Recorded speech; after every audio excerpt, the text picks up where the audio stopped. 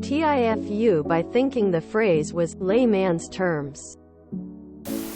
When I was a kid, my sister had a raggedy redhead doll she called Layman, who had a cane. My sister made her talk in a redneck accent and say really stupid things like, "I don't know nothing but my own 3 feet." As I grew older, I started to hear the phrase, layman's terms, thrown around. And I never had heard of a layman, so I thought they were saying, layman.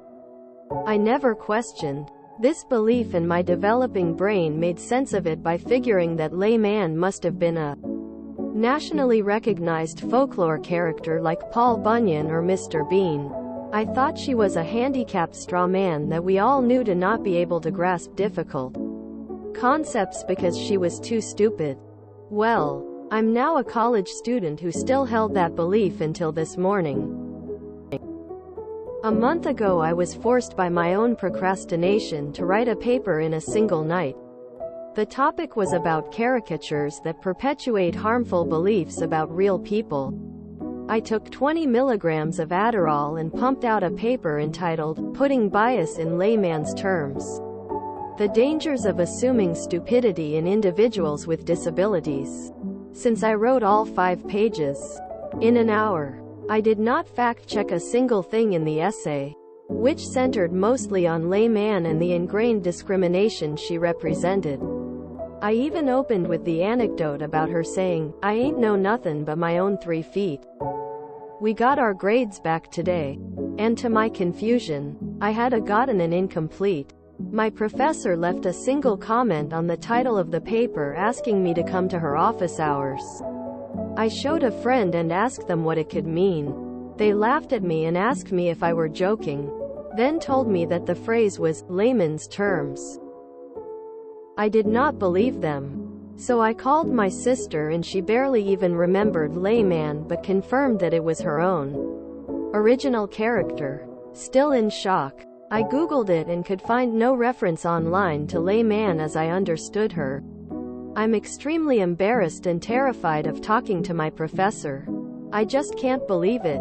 I feel like I am dreaming. TLD thought it was layman's terms. Wrote a paper about it. Now have to talk to the professor. Well, now you know. Knowledge is power. Francis Bacon. R. Bone apple tea. I'm sure your professor will be understanding once you speak to them in person. I'm sure this is so far outside your usual work that a bizarre explanation would be accepted. This ranks right up there with the Florida ounces guy. Sometimes you gotta research to make sure you're using the right words instead of taking it for granted. Professor here. This is hilarious. Please come back with an update on how the meeting goes. I kinda wanna read that paper now. It sounds like an interesting read. Please post the graded paper. It seems you also misunderstood your sister's witticism. "I don't know nothing but my own 3 feet." As someone saying that with a cane. The argument could be made that it was accurate, but if you consider the old Socratic adage, "All I know is that I know nothing," which Socrates expressed that to be truly wise is to admit that you do not know what you do not know. So whether accurate with a cane, or taken to be inaccurately admitting to know nothing, layman is quite wise. You're in good company. I grew up hearing shoulder width apart instead of shoulder width apart. I understood the concept people were referring to, so it never came up. I was in my 20s when I learned the truth. To be fair, I never wrote an essay about it. But I assume your professor is just confused and will laugh when you explain. My favorite thing about this story is equating Mr. Bean with Paul Bunyan. What an excellent unexpected pairing. Just to complete the picture, your sister's doll was a doll of the character Raggedy Ann. https www.wikipedia.org/wiki/Raggedy-Ann. Your sister's version had a cane, and thus was layman. I guess you know this now since you described the doll as raggedy. Haha, idiot. It's layman's terms. It's French.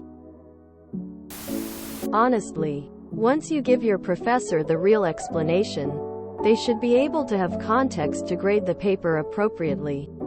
Sounds like it was at least well thought out. This made me laugh out loud from the moment you called Rowan Atkinson as Mr. Bean a national folklore character. The title of your paper was hilarious.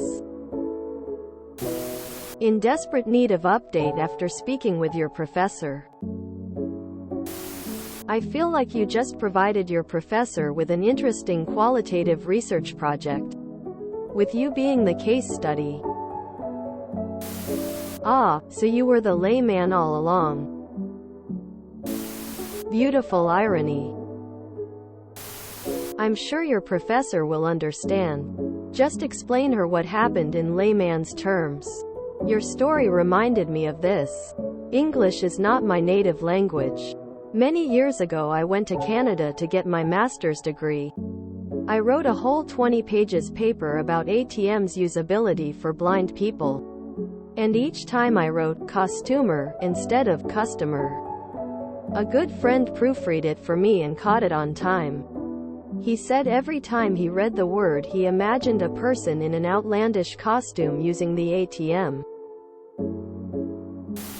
If you enjoyed this video, please check out our playlists full of similar content. Epic Ericast is like doom scrolling for your ears. Please like, share, and subscribe.